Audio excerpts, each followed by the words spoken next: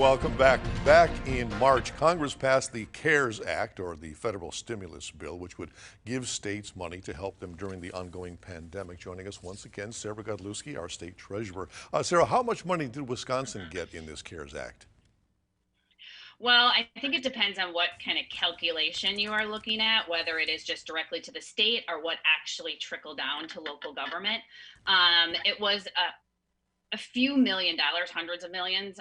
Again, it depends, Tom, on how you're looking at this. But one thing that I think to really point out is the feds gave Wisconsin money that could only be used for COVID related expenses. So whether that was buying PPE or for staffing or for even like some people built structures to house people that might have COVID virus to worry about the virus actually spreading. And so it was really restrictive in how these local governments could use this funding. All right, now, along that same line, you have called on Congress to pass additional and more flexible aid for Wisconsin's communities in whenever this upcoming package is passed.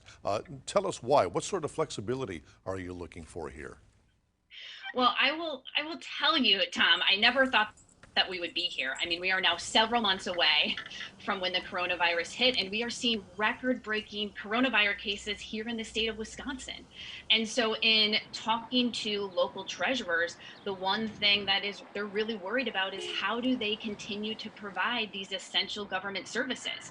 Because we are seeing record-breaking deficits. I mean, the state has talked about $2 billion in deficits. The state kind of looking at local government, it's almost 400 million. And we're seeing a rise in expenses.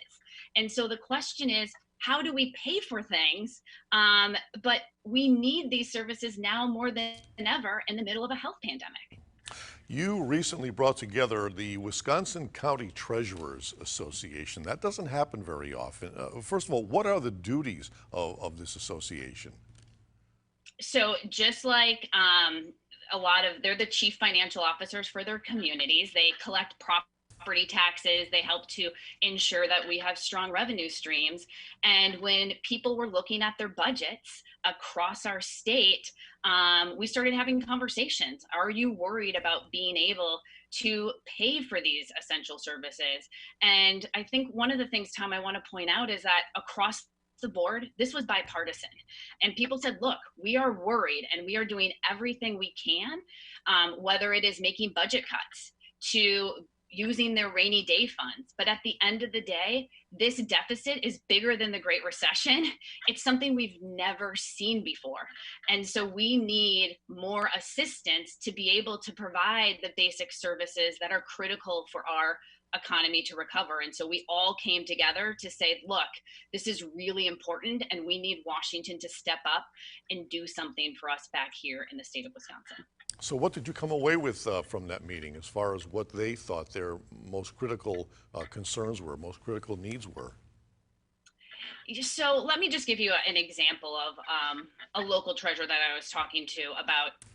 There's really kind of two asks that we asked for, Tom. The first is to use this money. We need additional funds and it needs to be unrestricted. And so a good example of that is the treasurer I was talking to, he was sharing how money that they have for the CARES Act, they can't use for other health-related services. So for their opioid addiction counselors or for their mental health professionals. And so they're worried because that is something they're considered of, are they gonna have to furlough those employees? Are they gonna have to cut those programs? And so the funding that we get, we want to make sure we can fund some of these critical programs, that it's not just restricted to COVID. And then the second big request that we made is to ensure that all Wisconsin communities get the necessary funding that they need.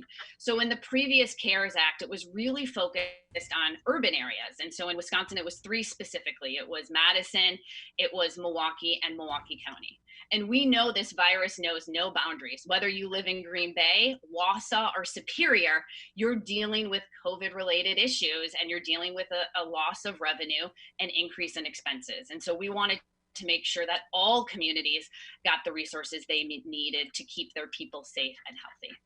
We shall continue with our state treasurer, Sarah Godlewski, right after this. So stay with us.